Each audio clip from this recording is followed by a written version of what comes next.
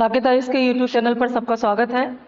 और आज हमारे आरओ इतिहास का प्रैक्टिस सेट नंबर 8 हम लोग डिस्कस करेंगे।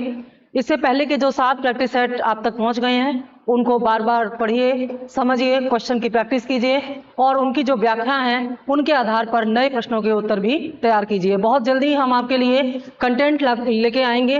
होली के बाद, दिवाली के बाद हम लोग ये प्लानिंग कर रहे हैं कि जो मैक्सिमम जो मेन सब्जेक्ट है हमारे जीएस के, उन पर हम लोग इम्पोर्टेंट कंटेंट आपके लिए लेकर के आएंगे। तो तब तक के लिए ये जो क्वेश्चन प्रैक्टिस आपको दी जा रही है इसको बहुत बढ़िया से समझें, प्रैक्टिस करें और अपने आने वाले एग्जाम में अपने लिए एक सीट पक्की कर लें। चलिए शुरू करते हैं हमारे भारतीय इतिहास का प्रैक्टिस सेट नंबर 8। पहला प्रश्न है हमारा, चंपा किस महाजनपद की राजधानी थी? हमारे ये जो क्वेश्चन है 20 इस सेट में, वो प्रश्न जो है महाजनपद काल से शुरू हो रहे हैं। हम थोड़ा सा आपको बैकग्राउंड बता दें, जैसे कि हमेशा की तरह बैकग्राउंड अगर रहेगा तो इस पूरे जो सेट है हमारे 20 क्वेश्चन, इनके बारे में आप अच्छे से समझ पाओगे। बैकग्राउंड ये है कि ये जो क्वेश्चन है ये महाजनपद काल से है, महाजनपद काल। और महाजनपद काल को महाजनपद काल इसलिए कहा जाता है क्योंकि इस समय बड़े बड़े नगरों का विकास हुआ था, बड़े बड़े शहरों का विकास हुआ था। ऋग्वैदिक काल के जो हमारे, जैसे आपने पीछे जो आपने वीडियोस देखे होंगे उसमें बताया गया होगा कि जो ऋग्वैदिक काल था, ठीक है, ऋग्वैदिक काल का जो समय है वह है 1500 ईसा पूर्व से 1000 ईसा पूर्व का है, ठीक है। ईसा पूर्व मतलब बीसी, बिफोर क्राइस्ट। तो ऋग्वैदिक काल का समय 1500 ईसा पूर्व से 1000 ईसा पूर्व का है। इस समय जो राजनीतिक स्थिति थी वो कबीलाई समाज था, तो कबीलाई राजनीतिक स्थिति भी थी। तो इसलिए इस समय कई कबीलों को मिलाकर के संगठन को बना करके जन बनाए गए थे। क्या बनाए गए थे? जन बनाए गए थे। और यह जन जो है ये राजनीतिक इकाई में सबसे ऊपर हुआ करती थी। सबसे छोटी इकाई क्या थी? परिवार। और सबसे बड़ी इकाई क्या थी? जन। और इन जन की जो स्थिति थी वास्तव में ये उतने शक्तिशाली नहीं थे ऋग्वैदिक काल में। उसके बाद दूसरा चरण आया वैदिक काल का, जिसे हम बोलते हैं उत्तर वैदिक काल। क्या बोलते हैं? उत्तर वैदिक काल। इस उत्तर वैदिक काल का जो समय है वो 1000 ईसा पूर्व से लेकर के 600 ईसा पूर्व के बीच का ये हमारा समय है। तो उत्तर वैदिक काल में कई जन मिलकर के क्या बन रहे थे? जनपद बन रहे थे।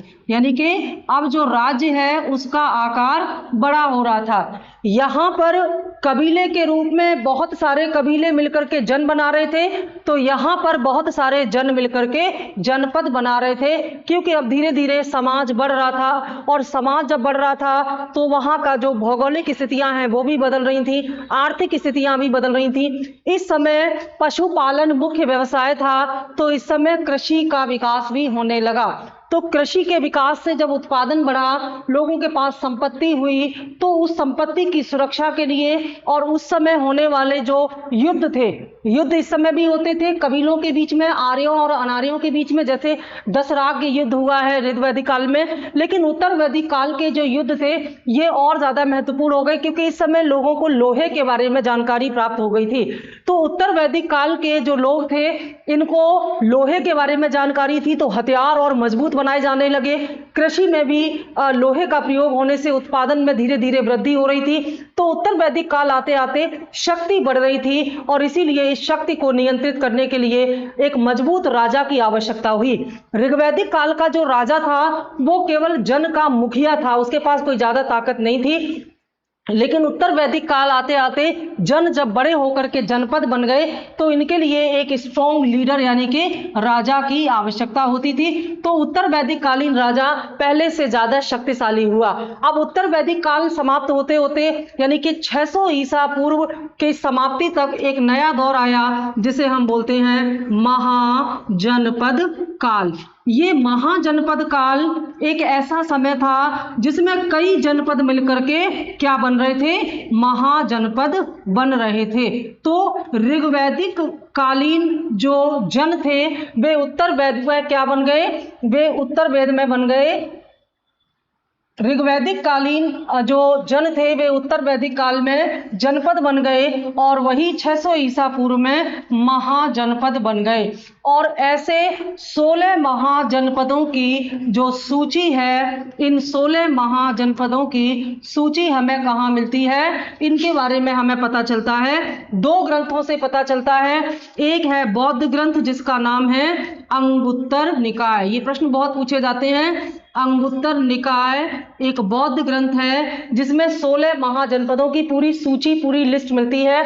और दूसरा है जैन ग्रंथ भगवती सूत्र, जैन ग्रंथ भगवती सूत्र, इसमें भी 16 महाजनपदों की जो लिस्ट है, जो सूची है वो मिलती है। और इससे यह पता चलता है कि उस समय उत्तर भारत की संपूर्ण शक्ति का केंद्र ये 16 महाजनपद थे। और इन 16 महाजनपद में सबसे शक्तिशाली जनपद था मगध। ठीक है, बाद में इसी मगध में संपूर्ण शक्ति का केंद्रीकरण हुआ और मगध में हर्यक वंश से लेकर के मौर्य वंश ने क्रमबद्ध तरीके से अपना शासन स्थापित किया।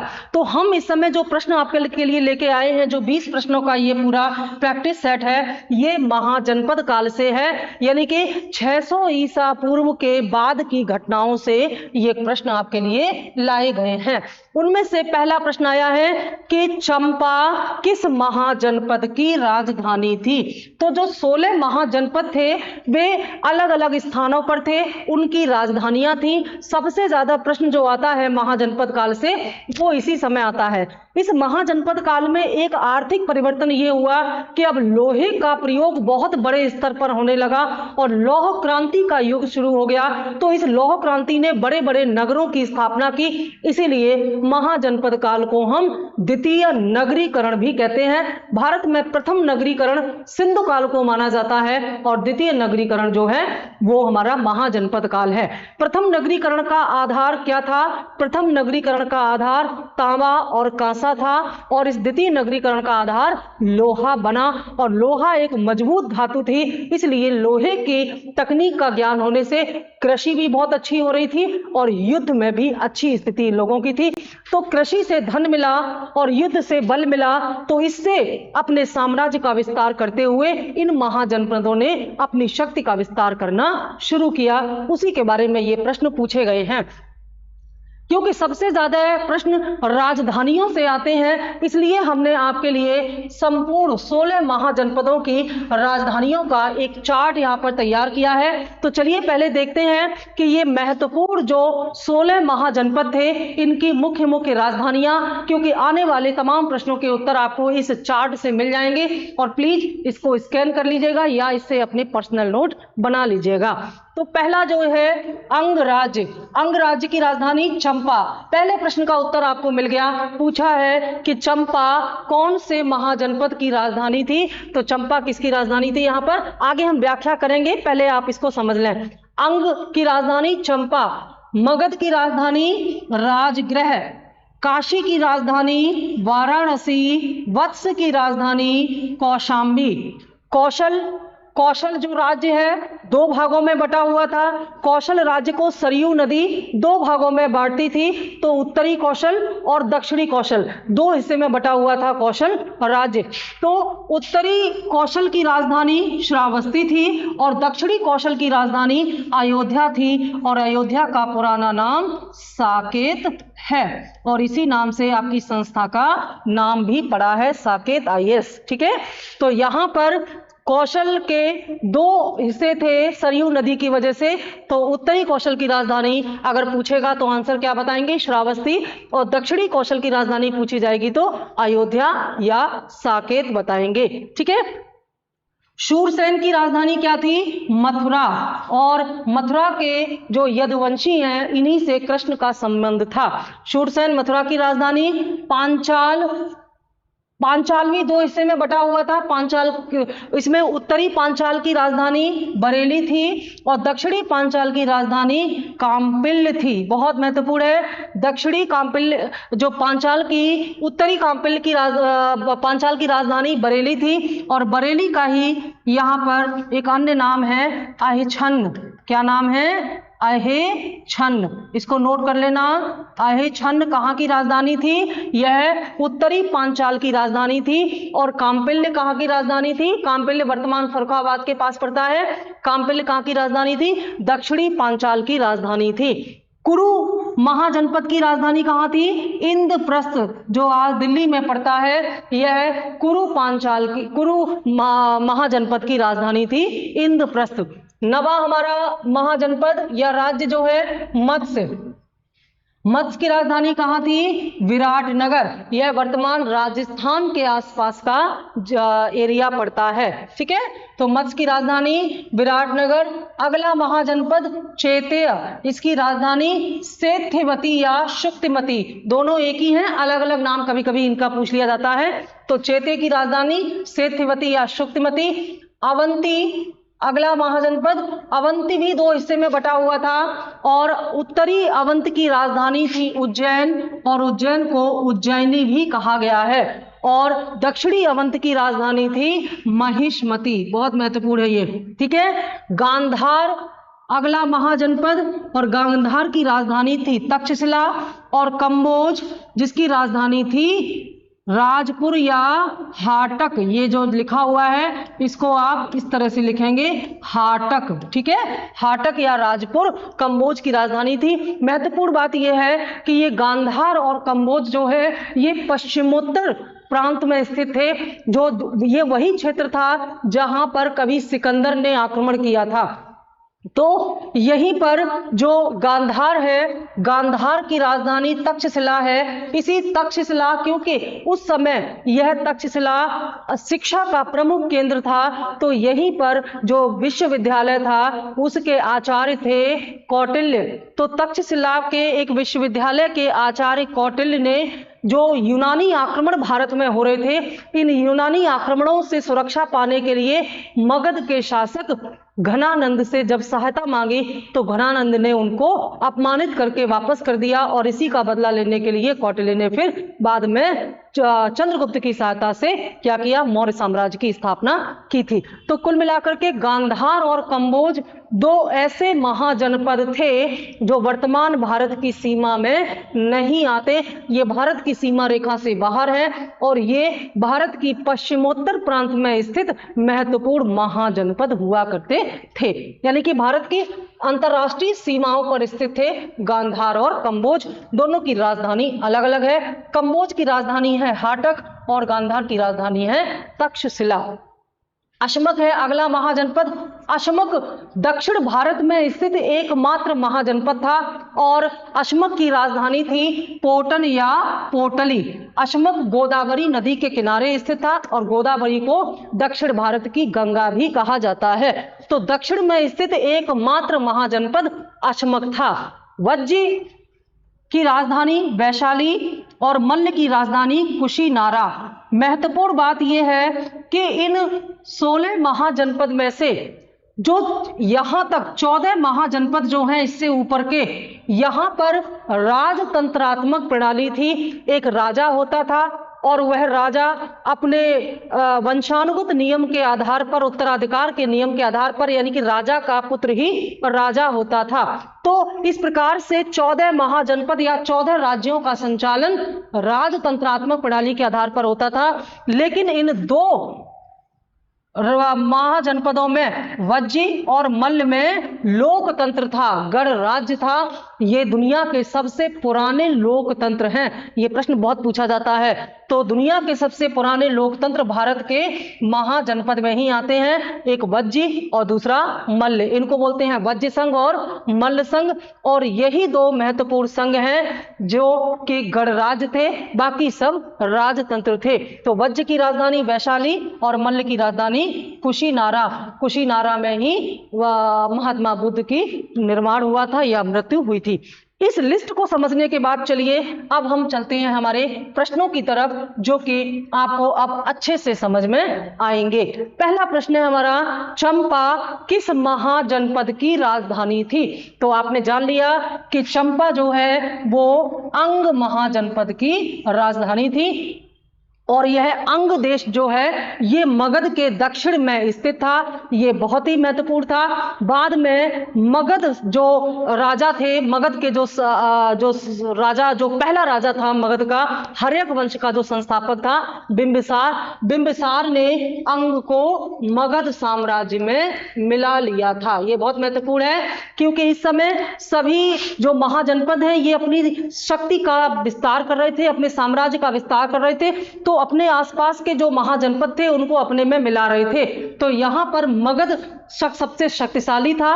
तो मगध में सबसे पहले जो वंश स्थापित हुआ उसका नाम था हर्यक वंश, और इसी हर्यक वंश का जो संस्थापक राजा था जिसका नाम है बिंबिसार। ठीक है, बिंबिसार। इसी बिंबिसार ने जो अंग है इसको मगध साम्राज्य में मिला लिया था। एक महत्वपूर्ण बात और कि महाभारत और पुराणों में अंग देश का एक और नाम मिलता है जो है मालिनी। बहुत महत्वपूर्ण है, मालिनी अंग देश का एक अन्य नाम है। तो इस लिस्ट को पढ़ने के बाद आप बहुत सारे प्रश्नों का उत्तर दे देंगे। अंग कहां पर था? वर्तमान बिहार का मुंगेर और भागलपुर जिला जिस समय है वर्तमान में, इसी स्थान पर ये अंग देश हुआ करता था। तो ये रही इसकी व्याख्या, और यहां से और नए प्रश्न जो बन सकते हैं वो मैंने आपको बता दिए। अगला प्रश्न है हमारा, 16 महाजनपदों के युग में मथुरा इनमें से किसकी राजधानी थी? आप ये सारी लिस्ट पीछे देख चुके हैं, तो फटाफट इसका उत्तर बता दीजिए कि जो मथुरा महाजनपद था या जो राज्य था इसकी राजधानी क्या थी? ए वज्जी, बी वत्स, सी काशी और डी सूरसेन। तो इसकी राजधानी क्या थी? सूरसेन इसकी राजधानी थी। यहां पर जो वज्जी है, वज्ज की राजधानी वैशाली है, वत्स की राजधानी कौशांबी है, और काशी की राजधानी बनारस है।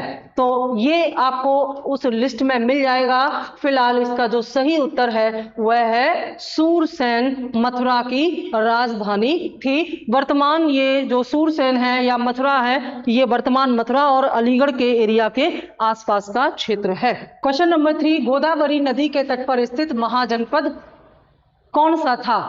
हमने जो 16 महाजनपद की सूची लिस्ट अभी देखी, उसमें देखा 16 महाजनपद और उनकी राजधानियां, और वहां पर मैंने आपको बताया कि दक्षिण में स्थित एकमात्र महाजनपद था जो गोदावरी नदी के किनारे पर था।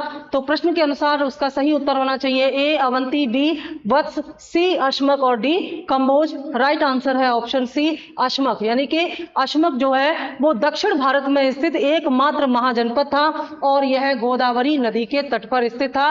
और अश्मक की जो राजधानी थी वो थी पोटली।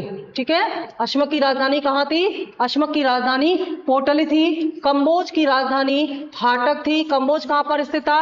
कंबोज और गांधार दो ऐसे महाजनपद थे जो सीमांत प्रांत में स्थित थे, यानी कि बिल्कुल बॉर्डर पर, अंतरराष्ट्रीय सीमा पर स्थित थे ये दोनों। और जो वत्स है इसकी राजधानी कौशांबी में। कौशांबी कहाँ है? वर्तमान प्रयागराज जिले में है कौशांबी, तो इसकी राजधानी कौशांबी में थी। और अवंती की दो राजधानियां थी, क्योंकि अवंती दो भागों में बटा हुआ था, उत्तरी अवंती और दक्षिणी अवंती। तो यहाँ पर उत्तरी अवंती की जो राजधानी है थी वो क्या थी? उज्जैनी। उत्तरी अवंती की राजधानी उज्जैनी, जो आज उज्जैन के नाम से जाना जाता है, महाकाल के नाम से जाना जाता है, वही उत्तरी अवंती की राजधानी थी। और दक्षिणी अवंती की राजधानी क्या थी? साकेत। साकेत का आधुनिक नाम क्या है? अयोध्या।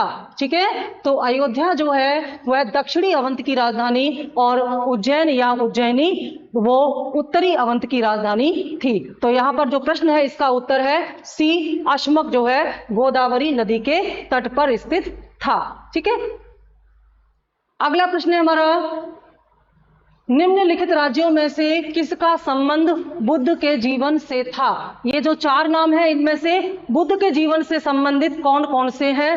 पहला है अवंती, दूसरा गांधार, तीसरा कौशल और चौथा मगध। तो चलिए देखते हैं इनमें किस किस का संबंध गौतम बुद्ध के जीवन से है। सबसे पहले बात करेंगे मगध, क्योंकि इस समय महाजनपद में सबसे शक्तिशाली था मगध। इसी मगध में गया नामक स्थान पर, जिसे बाद में बोध गया कहा गया, मगध के गया नामक स्थान पर ही महात्मा बुद्ध को ज्ञान की प्राप्ति हुई थी। ठीक है, ज्ञान की प्राप्ति हुई, तब ये क्या कहलाए? तब ये बुद्ध कहलाए। और गया को क्या कहा गया? बोध गया कहा गया। यह कहां पर है? यह वर्तमान बिहार के क्षेत्र में स्थित है। कौशल से क्या संबंध था महात्मा बुद्ध का? कौशल का जो राजा था प्रसेनजित, कौशल का राजा प्रसेनजित जो था ये महात्मा बुद्ध के समकालीन था। इसने बौद्ध धर्म ग्रहण किया हुआ था और ये महात्मा बुद्ध का मित्र भी था। तो कौशल और मगध से महात्मा बुद्ध का सीधा संबंध है। लेकिन महात्मा बुद्ध कभी अवंती नहीं गए और गंधार भी कभी नहीं गए। तो इस प्रश्न का सही उत्तर होगा तीसरा और चौथा सही है। Right answer is option D, third और फोर्थ सही है। अगला प्रश्न है हमारा, निम्न में से कौन सा सही सुमेलित नहीं है? ये महाजनपद और उनकी राजधानियों का यहाँ पर सुमेल किया गया है और आपको पूछा गया है कि कौन सा इसमें सही नहीं है, यानी कि कोई एक ऐसा है जिसको गलत राजधानी से इसमें बताया गया, बाकी 3 सही हैं। तो चलिए देखते हैं। ए कंबोज, कंबोज को राजपुर या हाटक से दिखाया गया है। तो कंबोज की राजधानी हाटक या राजपुर थी, ये हमने देखा। अशमक की राजधानी पोतन या पोटली थी, ये भी सही है। कौशल की राजधानी श्रावस्ती है, ये भी सही है। लेकिन शूरसेन की राजधानी कौशाम्बी है, ये गलत है, क्योंकि कौशाम्बी वत्स जनपद की राजधानी है और शूरसेन की राजधानी क्या है? मथुरा। ठीक है, शूरसेन की राजधानी मथुरा थी और कौशाम्बी किसकी राजधानी है? कौशाम्बी वत्स महाजनपद की राजधानी है। तो इसमें हमारा सही उत्तर होगा, जो सही सुमेलित नहीं है, ऑप्शन सी, शूरसेन कौशाम्बी गलत सुमेलित किया गया है। ठीक है, अगला प्रश्न, निम्न में से कौन सा युग्म सही सुमेलित नहीं है? फिर से वही राजधानी और उनकी जो महाजनपद है उनका पूछा गया है कि कौन सा गलत है। तो पहला अंग चंपा, तो अंग की राजधानी चंपा थी, आपने देखा था, अंग की राजधानी चंपा थी।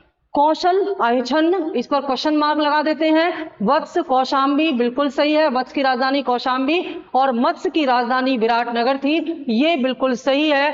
कौशल की राजधानी आयछन्न नहीं थी, बल्कि आयछन्न कहाँ की राजधानी थी? आयछन्न तो उत्तरी ये आयछन्न जो है ये अवंत की राजधानी थी। आयछन्न अवंत की राजधानी थी और कौशल की राजधानी श्रावस्ती थी, श्रावस्ती। ठीक है, तो कुल मिलाकर के ये इसमें जो सही सुमेलित नहीं है वो है आपका कौन सा? ऑप्शन बी, कौशल और आयछन्न गलत है, क्योंकि कौशल की राजधानी श्रावस्ती थी। अगला क्वेश्चन नंबर 7 कथन और कारण से है।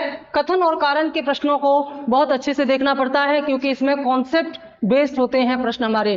कथन क्या है?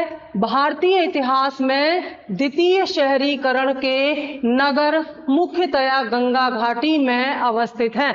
अभी अभी मैंने जब प्रश्न शुरू किए, जब आपका ये सेट शुरू किया, उस समय मैंने आपको थोड़ी सी इसकी व्याख्या बताई थी कि ये प्रश्न किस समय के हैं। तो उसमें मैंने महाजनपद काल के बारे में थोड़ा सा आपको बताया था और उत्तर वैदिक काल के बारे में आपको बताया था। तो उस हिसाब से कथन बिल्कुल सही है कि भारतीय इतिहास में जो शहरीकरण या द्वितीय नगरीकरण जो है, इसके जो नगर थे, जो स्थान थे, ये मुख्य रूप से गंगा घाटी में ही थे, क्योंकि जो ऋग वैदिक काल था वो सप्त सैंधव प्रदेश में था।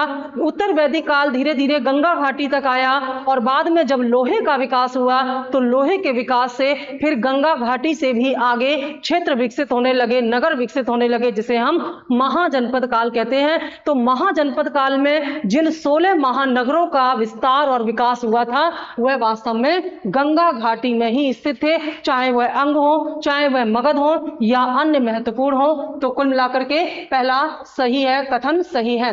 कारण है उच्च लौह तकनीक जो कि कृषि अधिशेष को सुनिश्चित करती है, शहरीकरण की इस प्रक्रिया के लिए नैमित्तिक है या जिम्मेदार है। कहा जा रहा है कि जो उच्च लौह तकनीक थी, इस उच्च लौह तकनीक के कारण कृषि उत्पादन अधिक हुआ, जिसकी वजह से शहरीकरण संपन्न हुआ। देखिए यहां पर पहला तो पूरी तरह सही है, लेकिन इसमें जो उच्च लौह तकनीक लिखा है, अगर इसमें उच्च लौह तकनीक के स्थान पर लोहे की जानकारी होता तो ये वाला सही होता, क्योंकि इस समय 600 ईसा पूर्व में लोहे की जानकारी तो लोगों को थी, लेकिन उच्च लौह तकनीक का विकास नहीं हुआ था। उच्च लौह तकनीक का मतलब होता है मशीनीकरण, तो मशीनीकरण यहाँ पर नहीं हुआ था। यद्यपि लोहे की जानकारी हुई थी और लोहे से खेती बाड़ी की जा रही थी, हथियार बनाए जा रहे थे, लेकिन उस प्रकार की तकनीक विकसित नहीं हुई थी जिसमें लोहे से मशीनें बनाई जा सकें। इसलिए कथन सही है, कारण गलत है। पहला सही है किंतु दूसरा गलत है। ऑप्शन डी हमारा राइट आंसर होगा। जब ऋग्वैदिक आर्य जो है उत्तर वैदिक आर्यों में परिवर्तित हुए और उत्तर वैदिक के अंत होते होते 600 ईसा पूर्व में 600 ईसा पूर्व के आसपास लोहे का ज्ञान हुआ।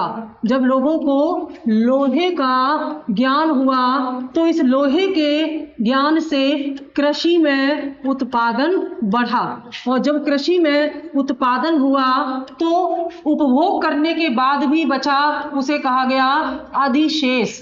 क्या कहा गया? अधिशेष या सरप्लस। ठीक है, ये जो सरप्लस हुआ था इसे उत्पादन अधिशेष के बेस पर छोटे छोटे व्यापार और वाणिज्य स्थापित हुए। व्यापार और वाणिज्य स्थापित हुए और इन्हीं व्यापार और वाणिज्य के बेस पर नगरों की स्थापना हुई, और नगरों की स्थापना को ही आगे कहा गया नगरीकरण। इस नगरीकरण को द्वितीय नगरीकरण मैंने बताया इसलिए कहा जाता है क्योंकि भारत की प्रथम सभ्यता या सिंधु सभ्यता जो है यहाँ भी नगरीकरण था। यहाँ भी नगरीकरण था क्योंकि यह व्यापार वाणिज्य आधारित अर्थव्यवस्था थी। तो यहाँ पर जो था वो प्रथम नगरीकरण था, यहाँ पर प्रथम नगरीकरण था, और जो महाजनपद काल में हो रहा है वो द्वितीय नगरीकरण है। तो इस द्वितीय नगरीकरण का जो आधार है वो लोहे की जानकारी है। लोहे की जानकारी के आधार पर द्वितीय नगरीकरण हुआ था, जानकारी के आधार पर द्वितीय नगरीकरण हुआ था, ना कि लौह की उच्च तकनीक। दोनों में अंतर है मैंने बताया, और इसी अंतर के कारण हमारे प्रश्न का उत्तर बदल गया। तो हमारे इस प्रश्न का उत्तर जो भी हमने छोड़ा वो क्या होगा? पहला सही है और दूसरा गलत है। अगला प्रश्न,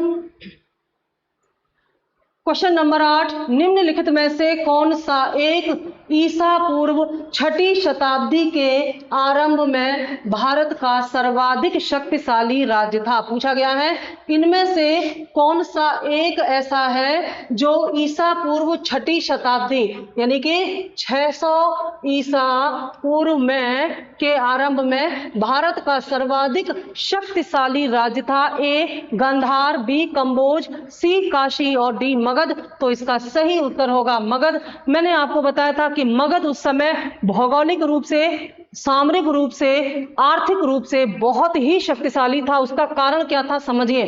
पहला कारण तो ये था कि मगध बहुत ज्यादा सुरक्षित था, क्योंकि मगध की जो राजधानी थी पाटलिपुत्र, वह गंगा नदी और सोन नदी, गंगा और सोन नदियों के संगम पर स्थित था।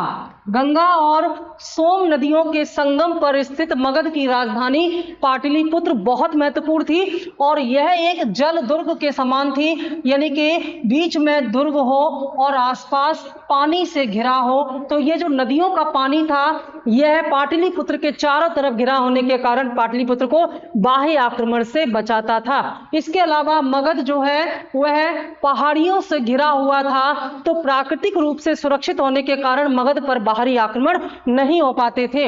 इसके अलावा जो मगध का जो आर्थिक संबंध था, आर्थिक स्थिति थी, वो क्यों अच्छी थी? क्योंकि यह जमीन बहुत उपजाऊ थी और उपजाऊ जमीन के कारण यहाँ उत्पादन बहुत अच्छा होता था, राजा को टैक्स भी अच्छा मिलता था, लोगों के पास कृषि उत्पादन भी अधिक होता था, तो यहाँ व्यापार वाणिज्य भी अच्छी स्थिति में थे, जिससे कि राजा को अच्छा पैसा मिलता था, जिससे वो एक मजबूत और बड़ी सेना रख पाता था और यह सेना उसे सुरक्षा प्रदान करती थी और मगध के साम्राज्य विस्तार में सहायक थी। इसके अलावा मगध में लोहे की खोज बहुत हुई, लोहा बड़ी मात्रा में पाया जाता था मगध और उसके आसपास, और लोहे की इस मात्रा ने या लोहे ने मगध के विकास में महत्वपूर्ण योगदान दिया, क्योंकि मगध में कृषि कार्यों में लोहे का व्यापक रूप से प्रयोग हुआ। इससे भी कृषि उत्पादन बढ़ा और मगध की आर्थिक सामर्थ्य बढ़ी, और आर्थिक सामर्थ्य बढ़ने के साथ साथ सैन्य ताकत भी इसकी बढ़ती गई। इसके अलावा मगध में हाथी बहुत बड़ी मात्रा में पाए जाते थे, तो हाथियों की अधिक मात्रा में होने के कारण यहाँ गज सेना का विस्तार हुआ और यह गज सेना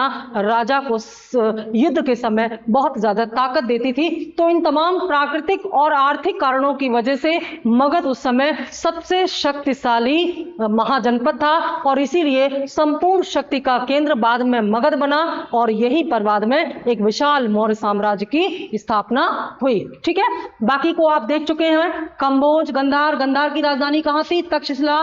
कंबोज की राजधानी क्या थी? हाटक। और काशी की राजधानी क्या थी? वाराणसी। तो और मगध की राजधानी मैंने बता ही दिया है। मगध की दो राजधानियां थी। देखिए मगध की, हालांकि महाजनपद काल में इसकी जो राजधानी थी वो राजगृह थी। ठीक है, बाद में इसकी राजधानी कहां पर गई है? पाटलिपुत्र में। पाटलिपुत्र में स्थापित हो गई। राजगृह में इसकी राजधानी अजातशत्रु के समय तक थी।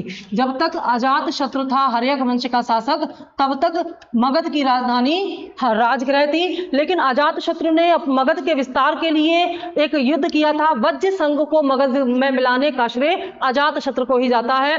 और वज्र में गढ़ था लिच्छवियों का। लिच्छवियों के गढ़ को पराजित करते समय, इनसे युद्ध करते समय अजातशत्रु को पहली बार ये महसूस हुआ कि वास्तव में राजगृह से ज्यादा सुरक्षित है पाटलिपुत्र। तो इसके मन में विचार आया कि क्यों न पाटलिपुत्र को ही केंद्र बनाया जाए साम्राज्य की। लेकिन राजधानी बदलने का कार्य जो है वो अजातशत्रु ने नहीं किया, बल्कि अजातशत्रु के पुत्र उदयन ने राजधानी को बदला। तो उदयन या कहीं कहीं उदयभद्र भी इसका नाम मिलता है, उदयन या उदयभद्र। इसने क्या किया कि मगध की राजधानी को राजगृह से बदल करके पाटलिपुत्र में कर दिया, क्योंकि पाटलिपुत्र ज्यादा सुरक्षित था, राजगृह से भी अधिक सुरक्षित था। तो इस प्रकार से मगध की पूर्व राजधानी राजगृह और बाद की राजधानी पाटलिपुत्र हुई। राजगृह का ही एक नाम है गिरिव्रज। और इसी राजगृह में अजातशत्रु के शासनकाल में प्रथम बौद्ध संगीति का आयोजन किया गया। जब महात्मा बुद्ध का निर्माण हुआ, महात्मा बुद्ध की मृत्यु हुई, कब हुई थी? जब अजातशत्रु को शासन करते हुए 8 वर्ष हो गए थे, उस समय महात्मा बुद्ध को निर्वाण या मृत्यु हुई। तो उसके बाद ही अजातशत्रु ने इसी राजगृह में जो सप्तपर्णी गुफा है वहां पर प्रथम बौद्ध संगीति बुलाई। और इसी बौद्ध संगीति में पहली बार बौद्ध संघ के जो उपदेश थे, जो उनका शिक्षा था, महात्मा बुद्ध की शिक्षा थी, उसका संकलन किया गया महात्मा बुद्ध के शिष्य आनंद और उपाली के द्वारा। और महात्मा बुद्ध की शिक्षाओं को जिन ग्रंथों में संकलित किया गया उनके नाम थे सुत्त पिटक और विनय पिटक। तो ये महत्वपूर्ण कार्य हुए अजातशत्रु के शासन काल में। अजातशत्रु ने महात्मा बुद्ध की मृत्यु के बाद उनके अवशेष पर, जो उनके मृत अवशेष बचे थे, उस पर राजगृह में ही एक स्तूप का निर्माण भी कराया था। ठीक है, ये बहुत महत्वपूर्ण सूचनाएं हैं इसके बारे में। अगला प्रश्न, प्रथम मगध साम्राज्य का उत्कर्ष किस शताब्दी में हुआ था? पहला जो मगध साम्राज्य था वह किस शताब्दी में स्थापित हुआ था, यह प्रश्न आपसे पूछा जा रहा है। ठीक है, तो जाहिर सी बात है कि मगध साम्राज्य का जो पहला संस्थापक था हर्यक वंश का जो संस्थापक था उसने 544 ईसा पूर्व में मगध में हर्यक वंश की स्थापना की। तो 544 ईसा पूर्व जो हमारा है वह आ जाता है 6ठी शताब्दी ईसा पूर्व में। 544 ईसा पूर्व में किसने किया? बिंबिसार ने मगध में हर्यक वंश की स्थापना की और यह हर्यक वंश जो है यह मगध का प्रथम वंश या साम्राज्य या राजवंश माना जाता है। लेकिन महाभारत और पुराण ऐसा नहीं मानते। महाभारत और पुराण में यह कहा गया है कि हर्यक वंश या बिंबिसार से पहले भी बृहद्रथ यहां पर अपना वंश चला चुका था। बृहद्रथ, ठीक है, बृहद्रथ यहां पर अपने राज की स्थापना यानी कि बृहद्रथ वंश पहले यहां स्थापित हो चुका था, ऐसा महाभारत एवं पुराण मानते हैं। लेकिन इतिहासकारों के अनुसार मगध में पहले साम्राज्य की स्थापना 6ठी शताब्दी ईसा पूर्व में बिंबिसार ने की और इसके वंश का नाम था हर्यक वंश। हर्यक वंश को एक और नाम से जाना जाता है, क्या कहा जाता है इसे? पितृहंता वंश। क्यों कहा जाता है? क्योंकि इस वंश का हर एक शासक अपने पिता की हत्या करके गद्दी पर बैठा था। जैसे बिंबिसार का पुत्र अजातशत्रु बिंबिसार की हत्या करके गद्दी पर बैठा, अजातशत्रु का पुत्र उदयन अजातशत्रु की हत्या करके गद्दी पर बैठा। तो पुत्र द्वारा पिता की हत्या करके गद्दी हत्याने के कारण ही हर्यक वंश को पितृहंता वंश भी कहा जाता है। इस प्रकार के प्रश्न पूछे जाते हैं। ये जो भी बताया जाता है इसको नोट कर लिया कीजिए। इस प्रश्न का सही उत्तर होगा ऑप्शन बी। अगला प्रश्न हमारा, मगध की आरंभिक राजधानी कौन सी थी? अभी मैंने आपको बताया मगध की आरंभिक राजधानी कौन सी थी, तो इसकी आरंभिक राजधानी थी सी राजगृह या गिरिव्रज। तो ये राजधानी किसने बदली? यह राजधानी बदली उदयन ने। और कौन सी दूसरी राजधानी किसको बनाया? पाटलिपुत्र को बनाया इसने दूसरी राजधानी। तो कहने का मतलब यह है कि मगध की 2 राजधानियां थी, एक जो पहले थी वो राजगृह थी और दूसरी जो थी वो पाटलिपुत्र थी। ये ध्यान में आपको रखना है। गौतम बुद्ध के समय का प्रसिद्ध वैद्य जीवक किसके दरबार से संबंधित था? ठीक है, देखिए ये जो जीवक था ये राजवैद्य, जैसे हमारे फैमिली डॉक्टर होते हैं वैसे ही राजा अपने दरबार में एक डॉक्टर रखता था परमानेंट। तो यह कौन से राजा या किस साम्राज्य का जो डॉक्टर था या वैद्य था ये आपसे पूछा है। ए बिंबिसार, बी चंड प्रद्योत, सी प्रसेनजित और डी उदयन। तो कुल मिलाकर के इस प्रश्न का जो उत्तर होना चाहिए वो क्या होना चाहिए कि जो जीवक है ये वास्तव में बिंबिसार का राजवैद्य था। और बिंबिसार कौन था? मगध में प्रथम साम्राज्य का संस्थापक बिंबिसार था जिसने मगध में हर्यक वंश की स्थापना की। इसी का राजवैद्य था जीवक। और इस जीवक को इस बिंबिसार ने कहाँ भेजा था ये भी प्रश्न पूछा जाता है। जो ये चंड प्रद्योत है, चंड प्रद्योत कहाँ का राजा था? अवंती का। ठीक है, चंड प्रद्योत अवंती का राजा था। और जब चंड प्रद्योत को एक बीमारी हो गई जिस बीमारी का नाम था पांडु रोग। क्या नाम था बीमारी का? पांडु रोग। ये कौन सी बीमारी है? पीलिया है, ये जॉन्डिस, पीलिया हो जाती है ना, तो वही पीलिया हो गया था इस चंड प्रद्योत को जो कि अवंती का राजा था।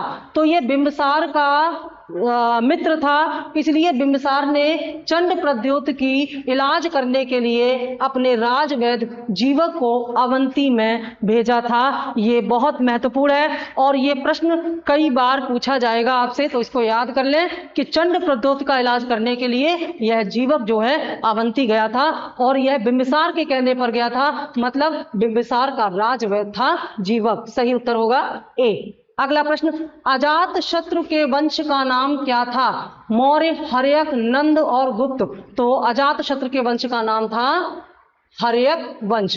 देखिए जो मगध था, मगध पर क्योंकि जो ज्यादातर जो महाजनपद थे वे धीरे धीरे मगध की साम्राज्यवादी नीतियों में शामिल हो गए, का शिकार हो गए और मगध का साम्राज्य बढ़ता गया और आसपास के महाजनपद उसमें समाहित होते गए, समाप्त होते गए। तो मगध एक शक्तिशाली क्षेत्र बन चुका था और यहाँ पर जो मौर्य से पहले या मौर्य तक जो साम्राज्य आए हैं उनके नाम जान लीजिए, पूछा जाता है। सबसे पहला वंश इसका था हर्यक वंश। क्या था? हर्यक वंश। उसके बाद क्या आया? हर्यक वंश के बाद आया मगध में शिशुनाग वंश।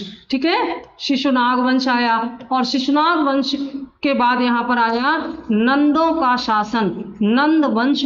और मैंने आपको बताया कि अंतिम नंद शासक घनानंद को हरा करके फिर मौर्य वंश की यहाँ पर स्थापना चंद्रगुप्त मौर्य ने की। तो ये जो चार महत्वपूर्ण साम्राज्य हैं मगध में, ये क्रम है, इनके बाद ये आए और मौर्यों के बाद फिर मौर्योत्तर युग शुरू हो गया जिसमें इंडो ग्रीक भारत में बहुत सारे आक्रमण हुए।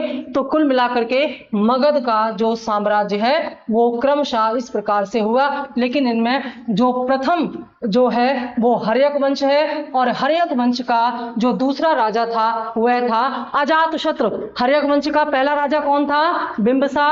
और दूसरा राजा जो था वह बिंबिसार का पुत्र था अजातशत्रु और इसी अजातशत्रु का पुत्र हुआ बाद में उदयन। ठीक है, तो ये इसका नाम है, इसका क्रम है। गुप्त तो बहुत बाद में आए हैं, जब पहले हर्यक आए, फिर शिशुनाग आए, फिर नंद आए और फिर मौर्य आए। मौर्य के बाद मौर्योत्तर आया और मौर्योत्तर के बाद आया गुप्त शासन। ठीक है, अगला प्रश्न, मगध के किस प्रारंभिक शासक ने राज्यरोहण के लिए अपने पिता की हत्या की एवं स्वयं इसी कारणवश अपने पुत्र द्वारा मारा गया था? तो अभी अभी मैंने ये कहानी आपको सुनाई, इसका नाम है, क्योंकि देखिए उदयन अजातशत्रु का पुत्र था तो उदयन ने अजातशत्रु को मारा, लेकिन उदयन को उसके पुत्र ने नहीं मारा। इसलिए यहाँ पर एक ऐसा नाम जिसने अपने पिता को मारा हो और स्वयं अपने पुत्र द्वारा मारा गया हो वो नाम अजातशत्रु है। आंसर बी सही होगा।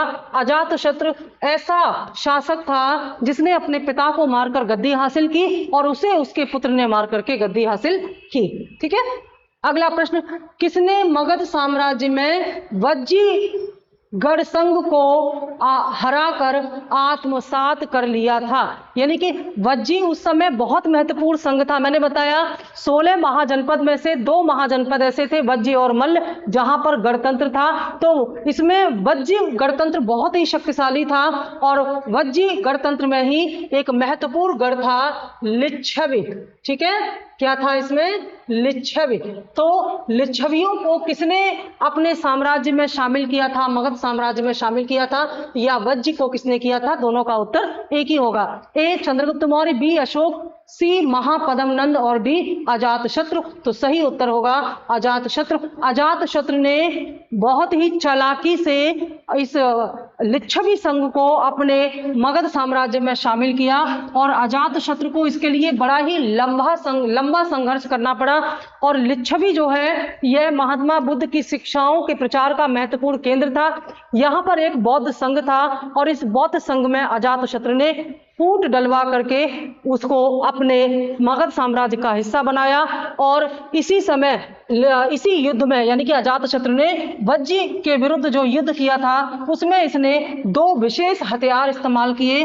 एक का नाम है रथ मूसल और दूसरे का नाम है शिलाकंटक। ठीक है, रथमूसल और शिलाकंटक नामक 2 नए हथियारों का इस्तेमाल अजातशत्रु ने इसी वज्जी के युद्ध में किया और इसमें चालाकी के द्वारा लिच्छवी संघ में फूट डाल करके इसने अजातशत्रु ने वज्जी संघ को मगध साम्राज्य का हिस्सा बना दिया था। ये विशेष प्रकार के हथियार थे जो कि पत्थर द्वारा निर्मित थे। तो ये पहली बार इनका प्रयोग किया गया था इस प्रकार के युद्ध में। इस तरह ये पूछ लिया जाता है। तो ये बड़ा ही इंटरेस्टिंग है जानना। अगला प्रश्न, किस शासक द्वारा सर्वप्रथम पाटलिपुत्र का राजधानी के रूप में चयन किया गया था? उत्तर आप समझ गए होंगे, लेकिन एक और प्रश्न यहां से निकल के आता है। प्रश्न क्या कि अगर आपसे ये पूछा जाए कि वह कौन सा ऐसा पहला शासक था जिसने पाटलिपुत्र के महत्व को समझा था, तो पाटलिपुत्र के महत्व को अजात शत्रु ने समझा था। जब अजात शत्रु जो है वह लिच्छवियों से युद्ध कर रहा था, तो लिच्छवियों से युद्ध करते समय अजात शत्रु को पहली बार ये महसूस हुआ कि वास्तव में पाटलिपुत्र ज्यादा सुरक्षित है, इसलिए। लेकिन बाद में उदयन ने वास्तव में गिरिब्रज को छोड़ करके पाटलिपुत्र को अपनी राजधानी बना लिया। तो दो प्रश्न बनते हैं कि किसने सबसे पहले राजधानी के रूप में पाटलिपुत्र के महत्व को समझा? इस प्रश्न का उत्तर होगा अजातशत्रु। और दूसरा प्रश्न है, किसने राजगृह के स्थान पर मगध की राजधानी पाटलिपुत्र में स्थानांतरित की? उसका उत्तर होगा उदयन। ठीक है, इसका उत्तर क्या होगा? उदयन। कनिष्क यहाँ पर क्या था? कनिष्क कुषाण वंश का एक महत्वपूर्ण राजा था, शासक था, जिसने भारत में पहली बार सोने के सिक्के चलाए। अजातशत्रु के बारे में आप जान ही चुके हैं। और कालाशोक क्या था? कालाशोक शिशुनाग वंश का एक महत्वपूर्ण शासक था। इसे काक वर्ण भी कहा जाता है, काला कौआ, क्योंकि यह बहुत काला था। ठीक है, अगला प्रश्न, मालवा क्षेत्र पर मगध की सत्ता का विस्तार किसके समय में हुआ है? मालवा में मगध की सत्ता का विस्तार, मालवा कहाँ पड़ता है? मालवा पड़ता है अवंती में, क्योंकि ये मध्य क्षेत्र में स्थित था। तो पूछा है कि मालवा पर किसने आक्रमण किया और उसे अपने मगध साम्राज्य का हिस्सा बना लिया? ए बिंबिसार, बी अजातशत्रु और सी उदयभद्र। सही उत्तर होगा डी शिशुनाग। शिशुनाग कौन था? शिशुनाग वंश का संस्थापक था।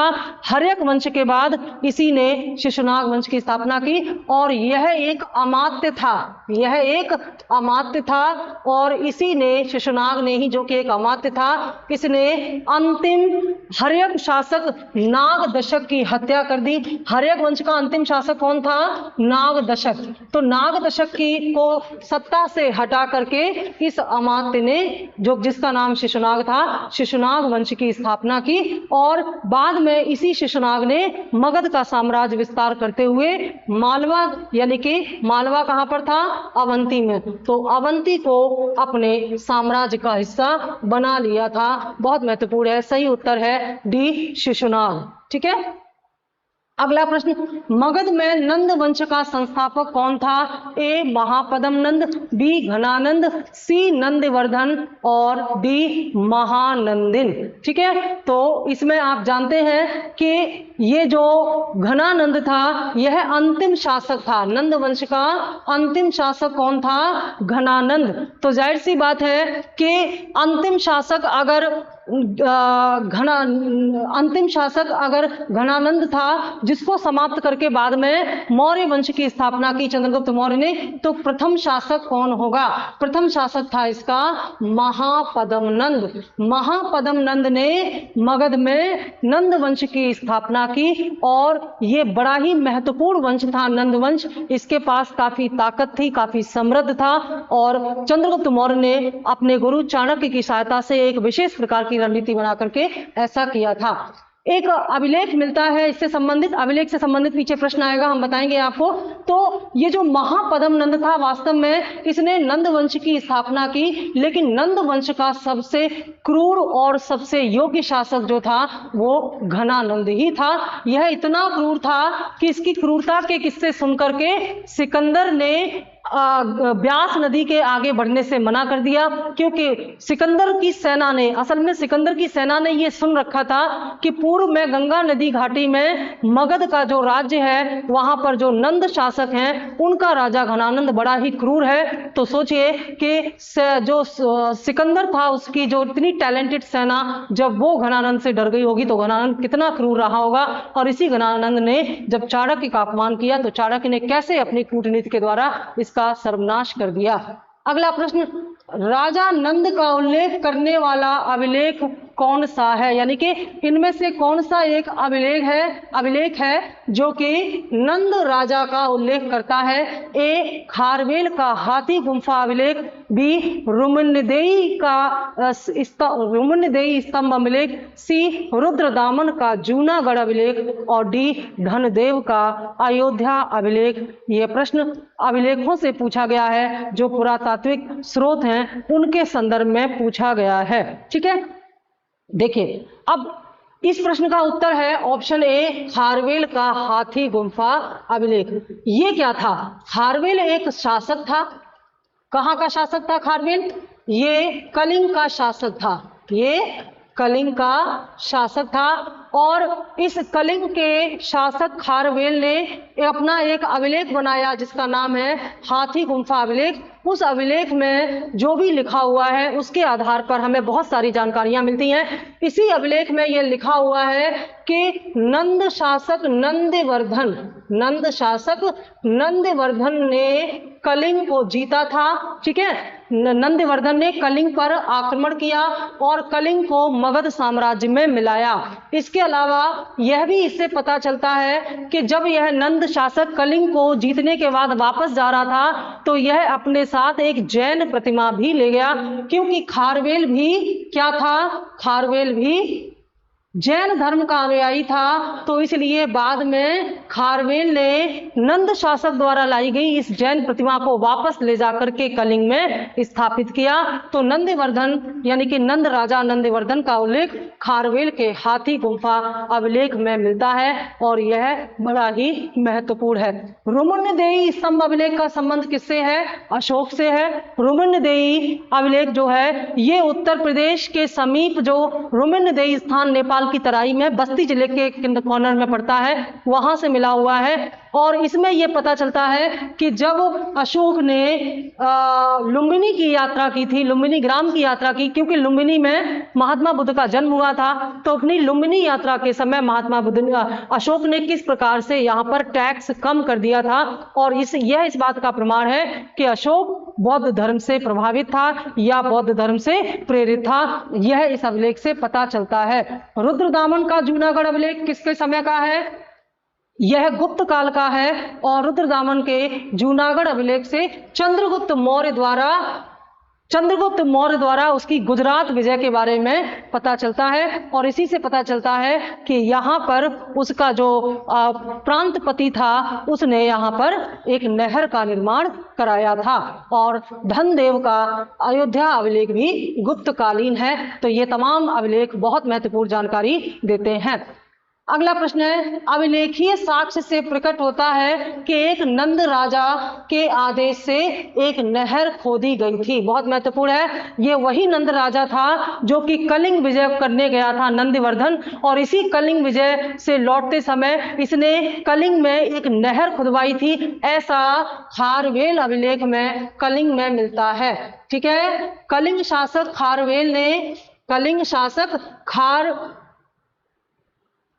खारवेल के जो हाथी गुम्फा अभिलेख है उसमें लिखा हुआ है कि कलिंग नरेश नंदवर्धन ने जब कलिंग को जीता तो एक तो यहाँ से नंद की जो जैन की प्रतिमा है वो अपने साथ ले गया और दूसरा यहाँ पर एक नहर खुदवाई। ध्यान रखिएगा, भारतीय इतिहास में ये नहर खुदवाने का सबसे प्राचीनतम साक्ष्य है। बाद में फिर अशोक और चंद्रगुप्त ने ये कार्य कराए, लेकिन इस समय जो पहला प्राचीन साक्ष्य है नहर खुदवाने का, ये नंद राजा के नाम पर है। और ऐसा कलिंग के राजा खारवेल के हाथी गुम्फा अभिलेख में मिलता है। तो सही उत्तर होगा कलिंग में, क्योंकि कलिंग को जीता था और वहीं पर इसने नहर का निर्माण कराया था। आखिरी प्रश्न है हमारा इस यूनिट का, मगध साम्राज्य की राजधानी पाटलिपुत्र के बारे में इनमें से कौन सा कथन सही है?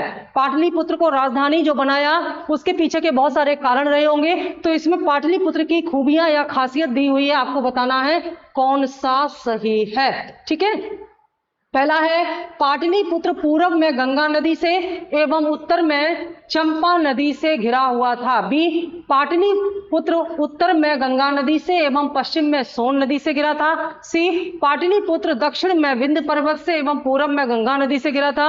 और डी, पाटलिपुत्र दक्षिण में विंध्य से और पश्चिम में चंपा नदी से घिरा हुआ था। सही उत्तर है ऑप्शन बी कि पाटलिपुत्र के उत्तर में गंगा नदी थी और पश्चिम में सोन नदी थी। सोन और गंगा नदी के संगम पर स्थित होने के कारण पाटलिपुत्र एक जल दुर्ग के समान था। चारों तरफ नदियों से घिरा हुआ होने के कारण यह भौतिक रूप से बेहद, भौगोलिक रूप से बेहद सुरक्षित था। इसीलिए हर्यक वंश के शासक उदयन ने इसे अपनी राजधानी के रूप में चुना था। ये थे हमारे 20 महत्वपूर्ण प्रश्न इस महाजनपद काल से। और ये महाजनपद काल के साथ साथ मगध के उत्कर्ष के भी प्रश्न हैं, तो दोनों से मिलकर के इसको हम देखेंगे। और ये इसकी आंसर शीट है, इसको बार बार पढ़िएगा, प्रैक्टिस कीजिएगा। और अगर कोई समस्या आए, किसी प्रश्न का उत्तर या एक्सप्लेनेशन आपको और चाहिए, तो कमेंट बॉक्स में आप पूछ सकते हैं। Thank you.